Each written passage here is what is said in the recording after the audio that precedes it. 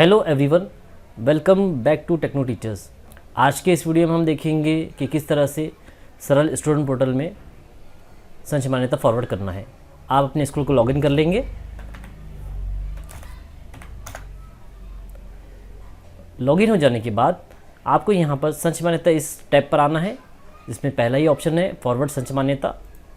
इस पर क्लिक करेंगे आप। यहाँ पर एकेडमिक ईयर आपको चूज़ करना है 2024-25 और गो बटन पर क्लिक कर लेंगे।